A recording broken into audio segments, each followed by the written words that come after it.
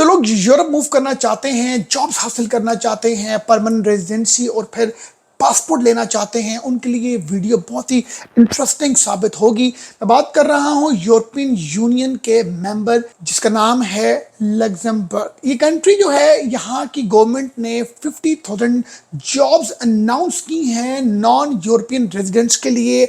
और अगर मैं बात करूं 2024 जुलाई की, तो फर्दर 40,000 जॉब ओपनिंग्स निकली हैं, जिसमें स्किल्ड, अनस्किल्ड, सेमी स्किल्ड लोगों की। ये वो लोग हैं जो नॉन यूरोपियन रेजिडेंट्स हैं।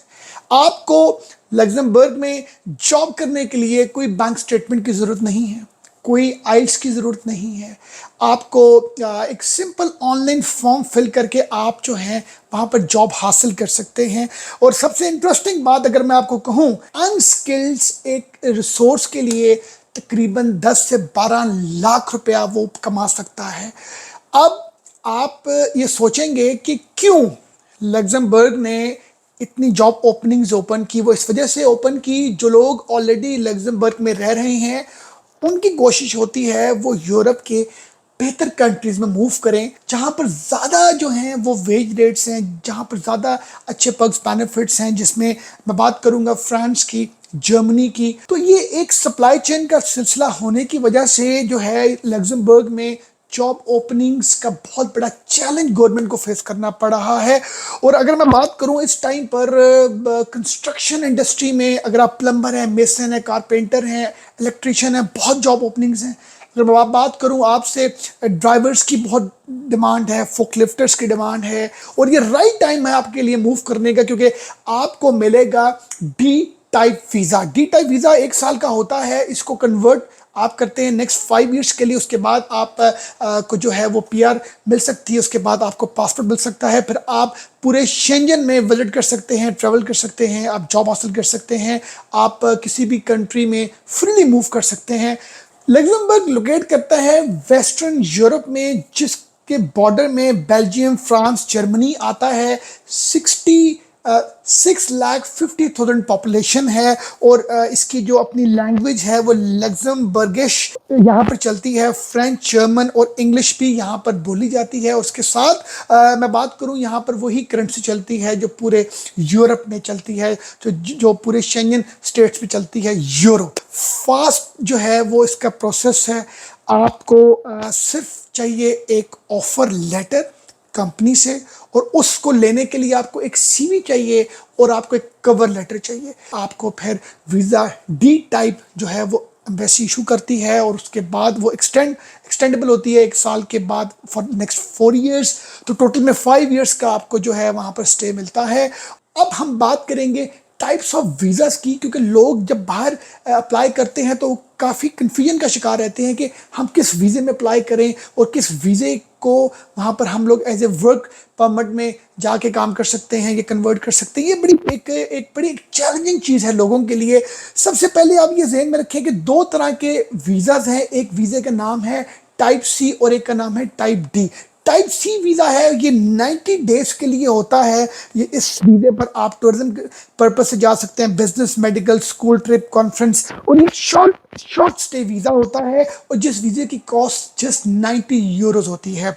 आप जब भी काम करने के हवाले से जाएं तो आप टाइप सी वीज़ा पर अप्लाई ना करें, या किसी भी एजेंट के चक्कर में ना आए कि वो आपको वर्क परमिट बता के टाइप सी दे दे। नो, आपने अप्लाई करना है type D. Type D visa जो होता है ये 365 डेज का होता है, 1 ईयर का वीज़ा होता है।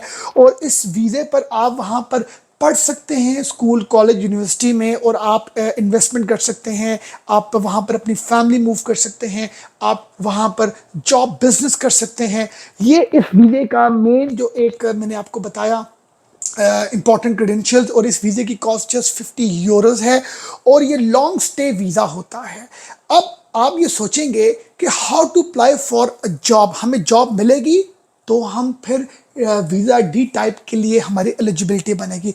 आपने सबसे पहले जब कभी जॉब अप्लाई करनी है तो आप ये बात माइंड में रखें कि आपको एक कवर लेटर की ज़रूरत है और एक सीवी की ज़रूरत है। ये दोनों चीज़ें कैसे बनती हैं, गूगल आपका बेस्ट जो है मेंटोर है।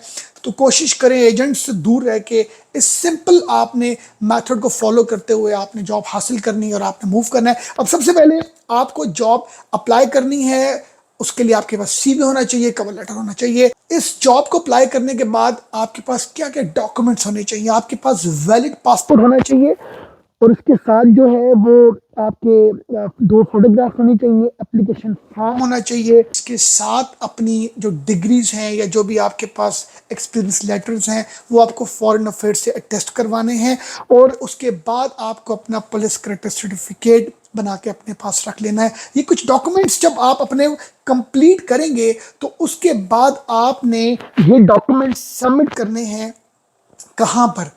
ये बात आपके लिए जानना बहुत ज़रूरी है कि लग्जमबर्ग की जो एम्बेसी या कॉन्सुलेट जो है वो पाकिस्तान इस्लामाबाद में नहीं है। एम्बेसी ऑफ बेल्जियम इस्लामाबाद में, वहाँ पर आपका ये सारा केस प्रोसेस होगा, आपका इंटरव्यू होगा। ये आप इंफॉर्मेशन अपने माइंड में रखिएगा। अपॉइंटमेंट को बुक करने के बाद आपने जो है अपने ये डॉक्यूमेंट्स अपने सबमिट करने हैं जेरी जो वीज़ा एप्लीकेशन सेंटर है वहाँ पर। अपना जो पासपोर्ट है वहाँ पर आपका बायोमेट्रिक होगा। जो इंपॉर्टेंट चीज़ है कि ये जो डॉक्यूमेंट्स हैं ये तो आपने ऑनलाइन भेज दिए, बट इसके साथ आपको जेरी जाना पड़ना है, वहाँ पर आपके बायोमेट्रिक्स होंगे और आपको अपना पासपोर्ट, ये सारे पर्टिकुलर्स देख के आपको एक एम्बेसी एक टाइम एलोकेट करेगी। उस टाइम पर आपने बेल्जियम, एम्बेसी ऑफ बेल्जियम इन इस्लामाबाद पर आपने फिजिकली जाकर आपने अपना इंटरव्यू देना है।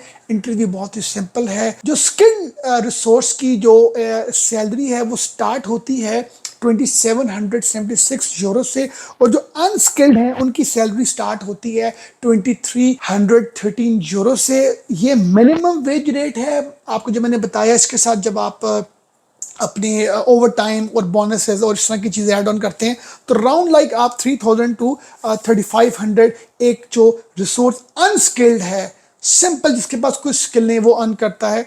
और उसके बाद आपको पीआर मिलती है, आपको पासपोर्ट मिलता है और आप फिर एक यूरोपियन यूनियन के जब आप हिस्सा बनते हैं, मेंबर बनते हैं, तो फिर आप पूरे यूरोप में कहीं भी ट्रैवल कर सकते हैं, जॉब कर सकते हैं, हेल्थ फैसिलिटीज़ को एंजॉय कर सकते हैं। और इस टाइम पर लग्जमबर्ग में बहुत ज़्यादा ओपनिंग्स हैं। टाइम आप बिल्कुल भी अपना वेस्ट ना करें क्योंकि ये जो अपॉर्चुनिटीज़ हैं ये time to time different countries में आती रहती है। कुछ अर्सा पहले जो है ये पोर्चुगल में अपॉर्चुनिटी थी, इसी तरह ये कुछ अर्सा पहले डेनमार्क में थी। तो ये इतनी ज़्यादा यहाँ पर एप्लीकेशंस, जब भी कोई गवर्नमेंट अनाउंस करती है जॉब वैकेंसीज तो within like a few weeks या within like a few months में जो है ये जॉब ओपनिंग्स फिल होती हैं। आप जितना डिले करेंगे उतना आपके लिए फर्दर मूव करने में प्रॉब्लम्स और कॉम्प्लिकेशंस का सामना करना पड़ सकता है। Thank you very much for watching us.